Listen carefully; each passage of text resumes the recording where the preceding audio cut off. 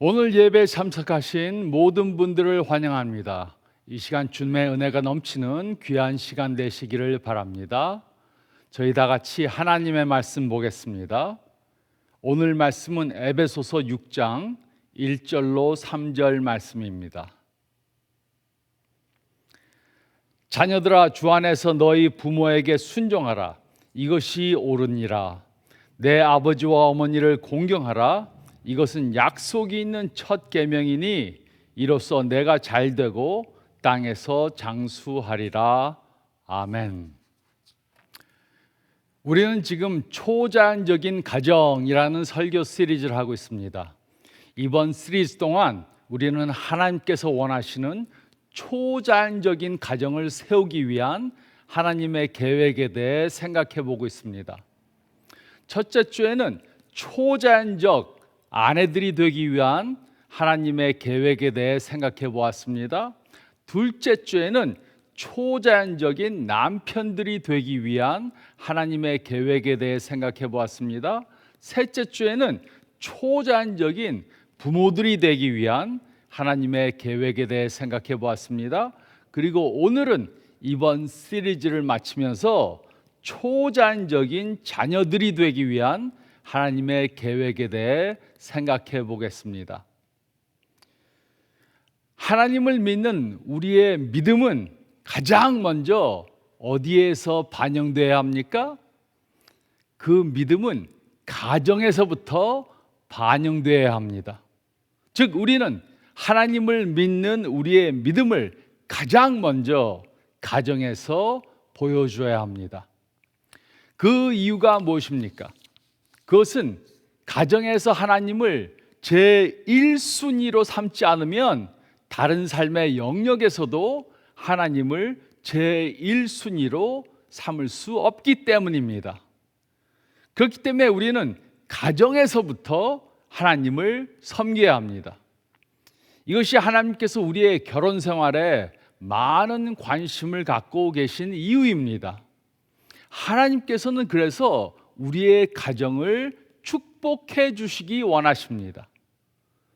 저는 이것이 예수님께서 가나 혼인잔치에서 첫 번째 기적을 행하신 이유 중에 하나라고 생각합니다.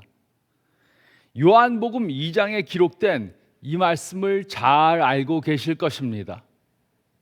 갈릴리 가나에서 혼인잔치가 있었습니다.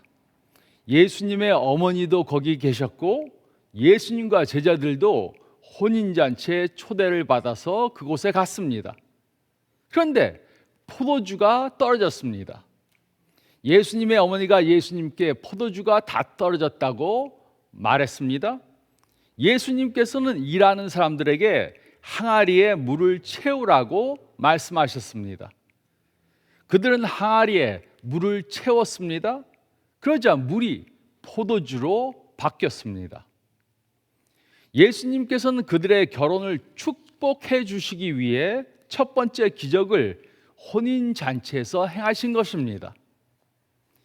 예수님께서는 우리의 가정도 축복해 주시기 원하십니다. 그러나 하나님의 축복을 경험하기 위해 우리는 하나님께서 하라고 하신 것을 행해야 합니다. 부모님과의 관계는 다른 가족들과의 관계를 결정합니다. 부모님과의 관계는 우리가 할아버지, 할머니, 이모, 삼촌들과 어떤 관계를 가질 것인가를 결정합니다. 부모님과의 관계는 우리가 형제, 자매들과 어떤 관계를 가질 것인가를 결정합니다. 하나님과의 관계는 우리가 배우자와 자녀들과 어떤 관계를 가질 것인가를 결정합니다. 그리고 부모님과의 관계는 우리가 친구, 이웃, 직장 동료들과 어떤 관계를 가질 것인가를 결정합니다. 그 이유는 가정이 모든 인간관계의 기초이기 때문입니다. 가정에서 배우는 교훈은 우리가 삶 가운데 다른 사람들과 어떤 관계를 갖고 살 것인가를 결정해 줍니다. 이것이 성경이 하나님과의 관계의 중요성에 대해 계속해서 말하고 있는 이유입니다. 우리들 중 어떤 분들은 정말 좋은 부모님 아래서 성장했습니다. 그래서 부모님을 사랑하고 존경하는데 아무런 문제가 없습니다. 부모님의 결혼 생활을 본받고 싶을 정도로 그들을 존경합니다. 그러나 우리들 중 어떤 분들은 부모님에게 사랑을 받지 못했을 수도 있습니다. 그리고 저도 이런 사람 중에 하나입니다. 그러나 우리가 어떤 부모님 아래서 자랐던 하나님의 메시지는 모든 사람들에게 동일합니다. 하나님의 진리는 보편적입니다. 그리고 하나님의 명령을 행할 때 우리는 하나님의 축복을 경험하게 됩니다. 우리는 오늘 사도 바울이 에베소서 6장 1절로 3절에 기록한 부모님과의 관계에 대한 내용에 대해 생각해 보겠습니다. 이 말씀을 통해 하나님께서는 우리가 부모님과 어떤 관계를 가져야 하는가, 그것에 대한 세 가지 중요한 원칙을 가르쳐 주었습니다. 첫째로 1절 말씀을 보면 자녀들은 부모님께 순종해야 합니다. 자녀들은 부모님께 순종해야 합니다. 1절은 이렇게 기록했습니다. 자녀들아, 주 안에서 너희 부모에게 순종하라. 이것이 옳으니라. 이 명령은 어린 아이들에게 주어졌습니다. 이곳에 자녀들이라는 단어는 일반적으로 어린 아이들을 말하는 단어입니다. 그러므로 인생의 초기 단계에서 어린 자녀들은 부모님에게 순종해야 합니다.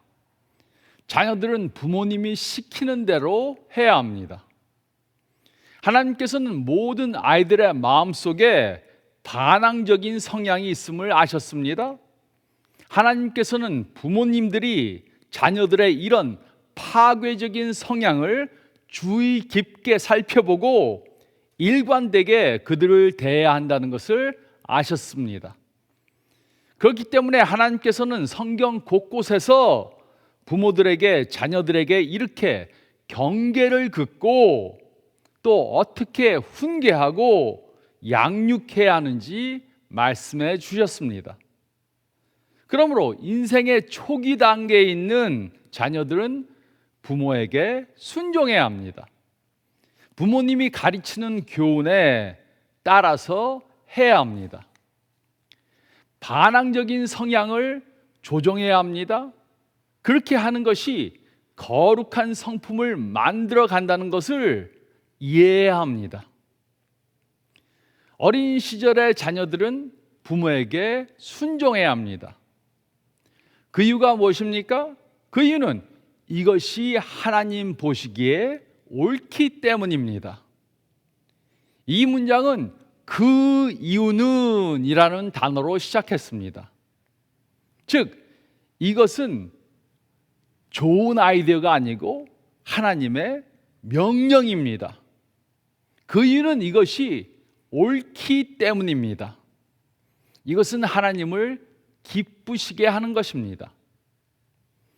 하나님께서 가정을 설계하실 때 아버지, 어머니, 자녀로 가정을 이루셨습니다.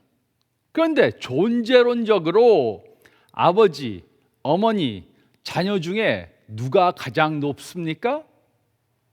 그들의 존재에 있어서 그들은 모두 동등합니다. 하나님께서는 그들을 동등하게 평가하십니다. 하나님께서는 그들을 동등하게 사랑하십니다. 하나님께서는 그들을 동등하게 여기십니다. 아버지, 어머니, 자녀들은 존재론적으로 전부 다 동일합니다. 그러나 가정에서 생활할 때 하나님께서는 기능적 질서를 만드셨습니다. 하나님께서는 가정의 가장으로 아버지를 세우셨습니다. 그리고 자녀는 부모님에게 순종해야 합니다. 이것이 하나님께서 정하신 방법입니다. 이것이 하나님께서 만드신 기능적 질서입니다. 그래서 자녀가 부모에게 순종하는 것은 옳은 것입니다. 어떤 분들은 부모님이 하나님의 뜻에 어긋나는 요구를 하면 어떻게 합니까? 라고 질문할 수 있습니다. 성경은 분명히 말합니다. 우리는 가장 먼저 하나님께 순종해야 합니다. 그것에는 부모님께 순종하는 것도 포함됩니다. 우리는 가장 먼저 하나님께 순종해야 합니다. 부모님이 하라고 하는 것이 하나님의 명령과 일치하면 우리는 부모님께 순종해야 합니다. 하지만 부모님이 하라고 하는 것이 하나님의 명령과 불일치하면 우리는 하나님께 순종해야 합니다. 하지만 그런 경우라도 부모님을 무시하거나 업신여기면 안 됩니다. 어린 자녀들에 대한 하나님의 명령은 매우 분명합니다. 자녀들은 부모님께 순종해야 합니다. 자녀들은 부모님께 순종해야 합니다. 둘째로 2절 상반절 말씀을 보면 자녀들은 부모님을 공경해야 합니다. 자녀들은 부모님을 공경해야 합니다. 2절 상반절은 이렇게 기록했습니다. 내 아버지와 어머니를 공경하라. 이제 바울은 청소년과 청년 시대에 있는 자녀들에게 말했습니다. 자녀들은 성장함에 따라서 더 이상 부모님의 지속적인 감동을 필요로 하지 않습니다. 자녀들은 사춘기와 청년기를 거치면서 더 이상 부모가 말하는 것에 무조건 순종하라는 명령을 받지 않았습니다. 이 시기의 자녀들은 이제 스스로 생각할 수 있습니다. 그러므로 이 시기의 자녀들은 부모님을 공경해야 합니다. 공경하는 것은 그저 단순히 복종하는 것이 아닙니다. 공경하는 것은 존경하고 경의를 표하는 것입니다. 공경하는 것은 하나님께서 자신보다 더 높은 지위에 둔 사람에게 사랑을 보이는 것입니다. 이 시기에 많은 고등학생들과 청년들은 부모님보다 자신이 더 잘 안다고 생각합니다. 그리고 이것은 많은 경우 사실입니다. 이들은 일부 영역에 부모님보다 더 잘 압니다. 특히 새로운 기술에 대해 부모님보다 더 잘 알고 있을 수 있습니다. 스마트폰, 스마트 TV, 컴퓨터에 대해서는 부모님보다 더 많이 알 수 있습니다. 이 시기의 젊은이들은 자신의 정체성을 확립하고 많은 삶의 교훈을 배웁니다.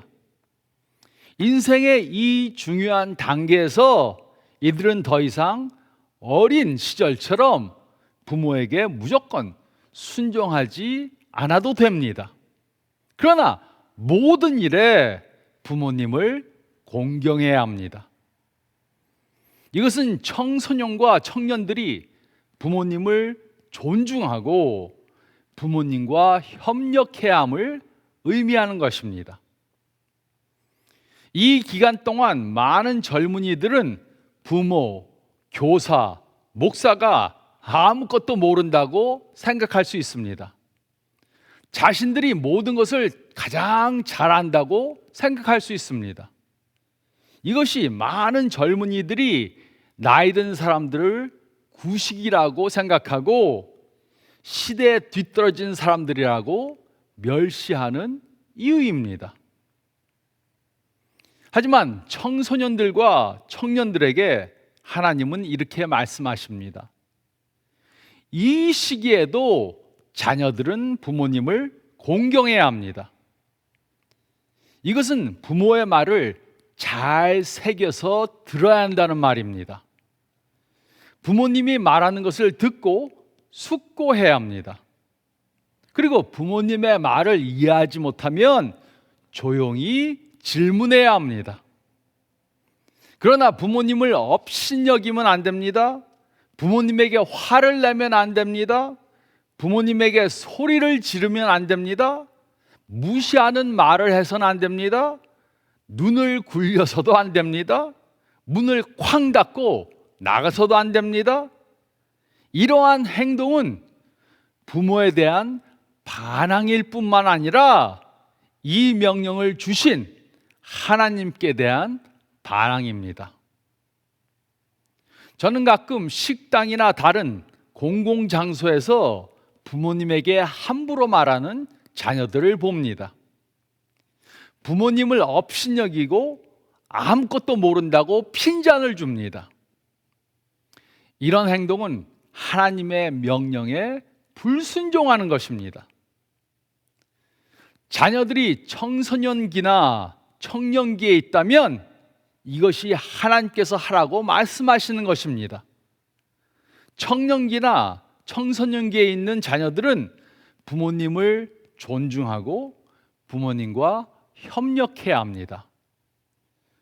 자녀들은 부모님을 공경해야 합니다. 자녀들은 부모님을 공경해야 합니다. 그리고 셋째로 2절로 3절 말씀을 보면 자녀들은 부모님을 소중히 여겨야 합니다. 자녀들은 부모님을 소중히 여겨야 합니다. 2절로 3절은 이렇게 기록했습니다. 내 아버지와 어머니를 공경하라. 이것은 약속이 있는 첫 계명이니 이로써 내가 잘되고 땅에서 장수하리라.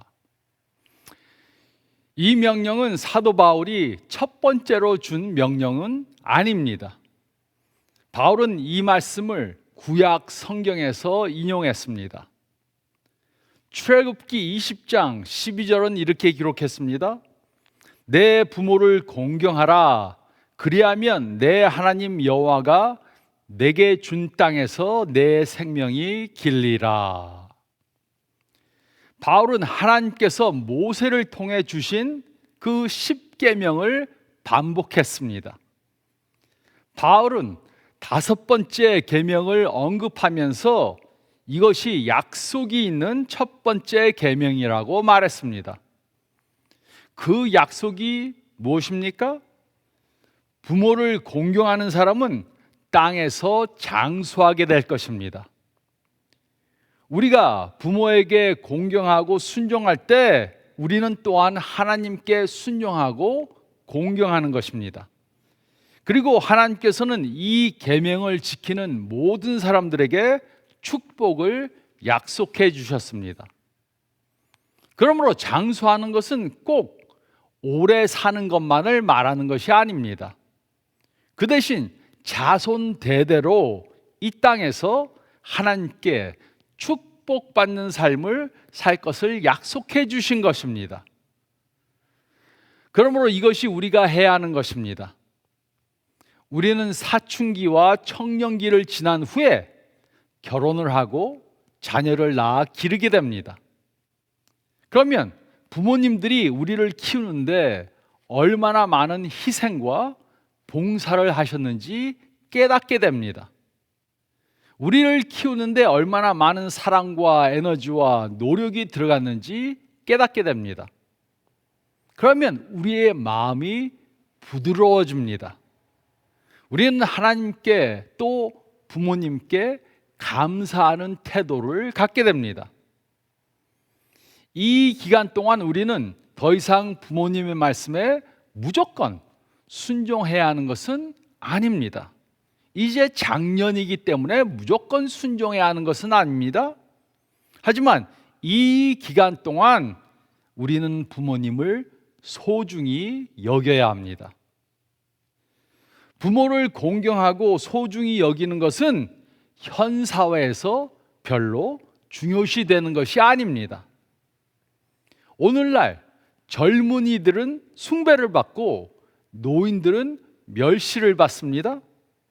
그러나 우리 모두가 기억해야 하는 것이 있습니다. 부모님은 나이가 들수록 그들이 살고 있는 세상으로부터 존경과 사랑과 존중을 덜 받게 됩니다. 친구들이 하나씩 세상을 떠나게 됩니다. 직장에서는 더 이상 그들에게 가치를 부여하지 않습니다. 조기 은퇴를 하도록 압력을 받습니다. 선택의 폭이 점점점 더 좁아집니다. 그래서 대부분의 부모들에게 자녀들이 삶 가운데 가장 중요한 부분이 됩니다. 그러나 자녀들은 이때 매우 바쁜 시기를 지나갑니다. 경력을 쌓고 자녀를 낳고 키워야 합니다. 그러나 자녀들이 부모님을 공경하는 일을 할 때마다 하나님께서는 그 노력을 귀히 여기십니다. 이 메시지를 들으면서 우리들 중 일부는 나의 부모님이 공경받기 어려운 분이시라면 어떻게 하죠? 라고 질문할 수 있습니다. 나를 사랑해 주시지 않은 그런 부모님도 공경해야 합니까? 나를 신체적으로, 정신적으로 학대한 부모도 공경해야 합니까? 어떤 사람은 알코올 중독자, 일 중독자, 차갑고 무관심하고 때로는 학대하는 부모 밑에서 성장했을 수도 있습니다. 그래서 부모님께 많은 고통과 상처를 받았을 수도 있습니다. 오늘 아침에 하나님께서는 우리들에게 무엇을 요구하시는 것입니까? 하나님께서는 우리들로 가식적으로 행복한 얼굴을 하고 고통이 없는 척 하라고 요구하시는 것입니까? 깊은 상처를 준 부모님께 존중해야 하는 의무를 억지로 행하라고 하시는 것입니까?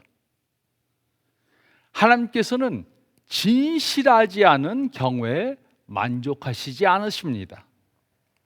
하나님께서는 상처를 부인하라고도 하시지 않습니다.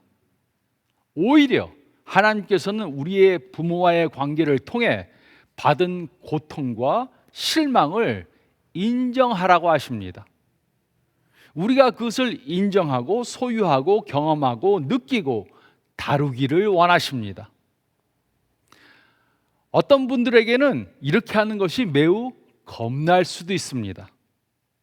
어떤 분은 목사님은 우리 아버님을 모릅니다.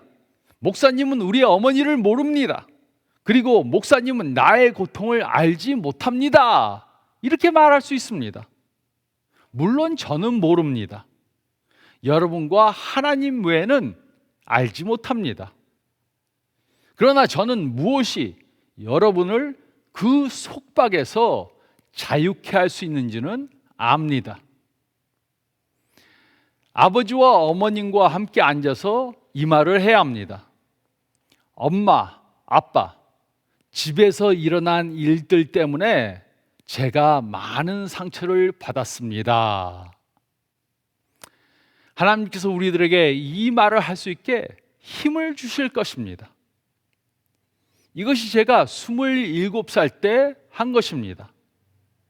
저는 세 아이들 중 중간이었습니다. 어머니는 저의 누님을 사랑해서 많은 돈을 투자했습니다. 피아노를 전공하려고 했기 때문에 돈을 많이 투자했습니다. 또 저의 남동생은 막내라서 어머니의 사랑을 많이 받았습니다. 저는 가장 덜 사랑받는 아이였습니다. 그래서 하루는 제가 어머니께 할 말이 있다고 말했습니다. 제가 자랄 때 받은 상처에 대해 말했습니다. 저는 많은 부당한 대우를 받았다고 그렇게 말했습니다. 저희 어머님은 저를 그렇게 대한 적이 없다고 부인하셨습니다. 저는 어머니하고 논쟁하지는 않았고 어머니께 삼촌이나 이모님께 한번 물어보라고 그렇게 제가 제안을 했습니다. 그래서 저희 어머니는 삼촌과 어머니 또 이모들과 대화를 했습니다. 그들에게 물었습니다. 내가 정말 그렇게 우리 둘째를 부당하게 대했냐 물으셨습니다. 그리고 삼촌과 이모님은 그것을 말이라고 해 물론 그랬지라고 대답했습니다. 제가 부당한 대우를 받은 것은 저희 어머니만 빼고 다 알고 있었습니다. 그래서 저희 어머니는 저에게 용서를 구하셨습니다. 그리고 저는 어머니를 용서했습니다. 그 후로 저와 어머니와의 관계가 많이 좋아졌습니다. 그리고 어머니께서 돌아가시기 전 1년 동안 제가 어머니를 보살펴야 했습니다. 그리고 그동안 어머니와 이야기를 나누면서 좋은 관계를 만들고 제 어머님을 천국에 보내드릴 수 있었습니다. 부모님 중에 자녀들에게 상처를 준 것을 깨달으면 자녀들과 그 문제를 해결해야 합니다. 어떤 때는 부모님이 자녀들에게 사과를 해야 할 수도 있습니다. 그렇다고 부모님의 위신이 떨어지는 것이 절대로 아닙니다. 오히려 자녀들에게 더 존경을 많이 받게 될 것입니다. 제가 먼저 섬기던 교회에 어떤 부모님이 저에게 내가 자녀들에게 너무 혹독하게 대해서 그들에게 많은 상처를 주었다고 그렇게 고백하셨습니다. 그래서 제가 그분에게 자녀들에게 미안하다고 사과하시는 게 어떻겠냐 건의를 드렸습니다. 그러자 그분은 그렇게 해보겠다고 말씀하셨습니다. 그런데 집에 가서는 자녀들에게 이렇게 말했다고 합니다. 지가 뭔데 나한테 이래라 저래라 하는 거야. 과거의 상처를 다루지 않으면 그것은 작아지는 것이 아니고 더 커집니다. 그리고 우리는 이런 문제를 우리 자녀들에게 물려줄 수 있습니다. 성령님께서 우리가 해야 할 것을 하도록 용기를 주시기 바랍니다. 그래야만 진정으로 부모님을 소중히 여길 수 있습니다. 부모님을 소중히 여기는 방법은 각 사람마다 다 다를 수 있습니다. 그러나 우리가 나이가 들면서 우리는 진정으로 부모님을 소중히 여기는 법을 배워야 합니다. 자녀들은 부모님을 소중히 여겨야 합니다. 자녀들은 부모님을 소중히 여겨야 합니다. 부모를 공경하라는 이 명령이 10계명에 포함된 것은 우연히 절대로 아닙니다. 하나님께서는 하나님을 섬기는 초자연적인 가정을 이루는 것은 매우 중요하다고 말씀해 주셨습니다. 가정은 우리의 가치의 발상지입니다. 가정은 우리의 자존감의 발상지입니다. 가정은 우리의 영적 삶의 출발지입니다. 그렇기 때문에 우리는 부모님께 순종하고 부모님을 공경하고 부모님을 소중히 여겨야 합니다. 그러나 그 방법은 다 다를 수 있습니다. 시간을 내어서 편지를 쓰고 전화를 걸고 선물을 드리고 저녁 식사에 모시고 나가는 것이 다 포함될 수 있습니다. 하지만 무엇을 하든지 우리가 부모님을 소중히 여긴다는 것을 보여드려야 합니다. 그리고 우리들 중에는 이것을 개선해야 하는 그러한 분들도 있을 것입니다. 저는 이제 만 64세가 되었습니다. 저희 아버님은 제가 14살 때 돌아가셨습니다. 그리고 저희 어머니는 작년에 돌아가셨습니다. 시간이 너무 빨리 지나갑니다. 언젠가는 우리 부모님들이 전부 다 이 세상을 떠나게 될 것입니다. 그러면 우리는 더 이상 부모님께 순종하고 부모님을 공경하고 부모님을 소중히 여길 기회가 없게 될 것입니다. 우리는 아직 기회가 있을 때 이 명령에 순종해야 합니다. 우리도 나이가 들어가지만 부모님들도 매년 연로해 가십니다. 그리고 우리 부모님 중에는 곧 천국으로 곧 천국으로 가실 분들도 있을 수 있습니다. 조선시대 시인인 정철이란 분이 이런 시를 썼습니다. 어버이 살아실제 섬기기를 다하여라. 지나간 후면 애달다 어찌하리. 평생에 고쳐 못할 일 이뿐인가 하노라. 이 시에는 많은 진실이 포함되어 있습니다. 부모님께 순종하고 부모님을 공경하고 부모님을 소중히 여김으로 초자연적인 가정을 만들어가는 저와 여러분들이 되시기를 저에게 가정을 선물로 주신 예수님의 이름으로 축원드립니다. 저희 다 같이 기도드리겠습니다. 잠깐 머리를 숙이시고 오늘 말씀 다시 한번 생각해 보시기 바랍니다.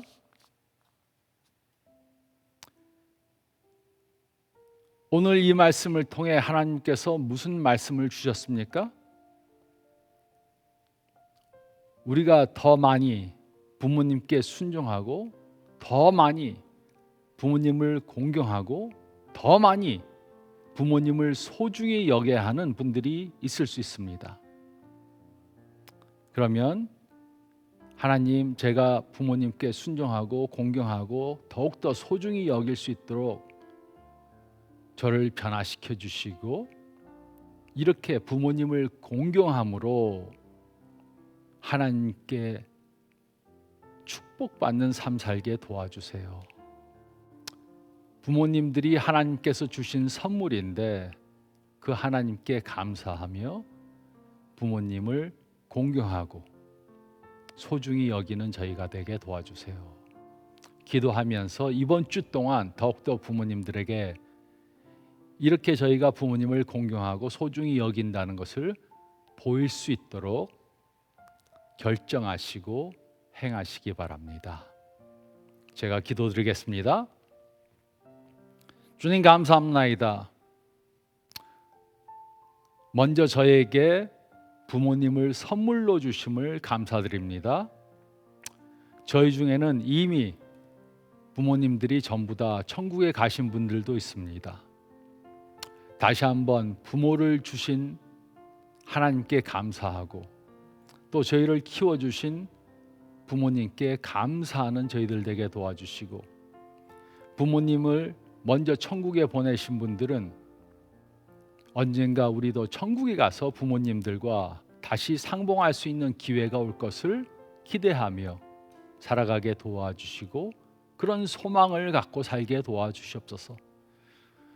또 부모님과의 관계를 개선해야 하는 사람들이 있다면 주님께서 저에게 힘을 주시고 용기를 주시사 부모님과 화해하고 부모님을 참으로 진정으로 사랑하고 귀히 여기는 저희들 되게 도와주시옵소서. 부모님이 언제 세상을 떠날지 모르는데 부모님이 떠난 후에 후회하지 않도록 도와주시고 살아계실 때 그 사랑을 더욱더 베풀게 도와주시옵소서. 이번 한 주 동안 이 말씀을 적용하며 실천하게 도와주시옵소서. 감사드리며 이 모든 말씀 우리 주님 예수 그리스도 이름 받들어 간절히 기도드리옵나이다. 아멘. 이번 주 동안 꼭 이 말씀을 실천하시기 바랍니다. 축복된 한 주간 되시기를 바랍니다.